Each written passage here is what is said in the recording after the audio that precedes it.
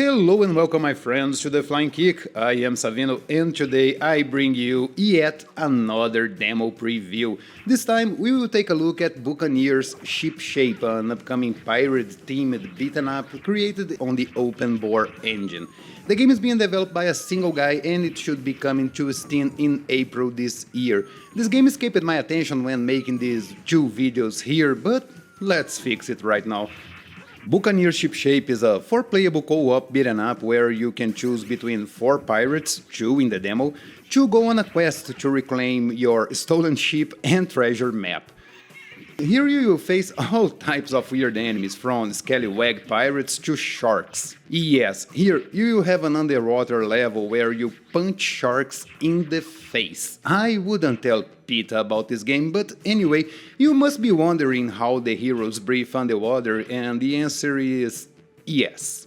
A good thing about Buccaneers is that the game doesn't take itself too seriously, so you can expect a lot of situations that aren't exactly common day occurrences. The game plays pretty well. It's a classic arcade game, which means you don't have fancy combos. The combat is simple, straightforward, and most importantly, very fun. Here you have a jump and attack, a special, you can run, grab enemies, and like all self-respecting pirates, you have a parrot. You can summon the parrot up to 3 times per level, and when you do it, it will fly around, poking the enemies in the head and knocking them down. It's pretty fun to watch, and the little flying creature is pretty helpful, especially against bosses. You have a quote-unquote special that is controlled by this bar here. It will unleash a different attack depending on the character, and it will make you invisible while dealing a lot of damage to the enemies. You can also beat random civilians that will walk around the levels like a bunch of morals. When beating these folks, you can earn some money that will add to your score and probably grant you an extra life. Now, why people in fancy clothing are walking among pirates fighting is beyond me. Maybe they have a death wish or something.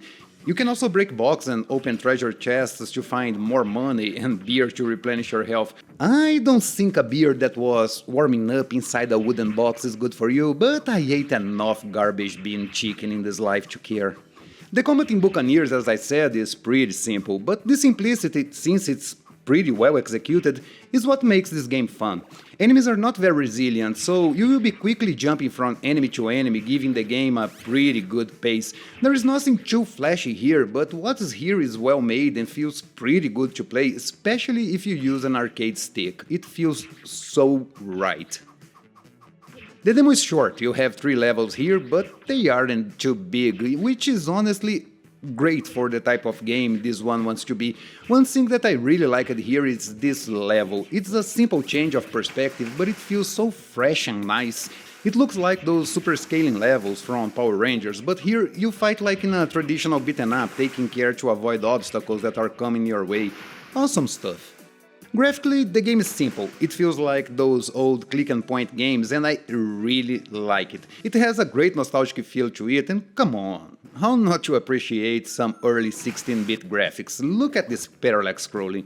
Buccaneers ShipShape demo is available right now on Steam. You can download it by clicking on the link in the description, and I highly recommend you to do so. The game is pretty fun. You can play as a pirate, you can punch sharks in the face, and beat seagulls to death while rowing in a canoe. What else do you need to download the demo right now and wishlist the game? Buccaneers ShipShape will be available only on Steam sometime around April. Unfortunately, since the game is being developed on open board, the chances of this one appearing on consoles are slim. I mean, the game would need to be ported to Unity or any other engine this console support, and this can cost some big buck.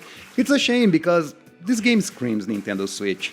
And that's it for this small preview, folks. I hope you enjoyed this quick look and recommendation. I will be back hopefully this Sunday talking about some beat-em-ups on the SNES that I believe you should play.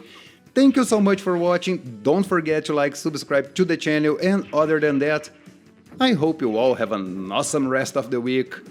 And remember, keep it up.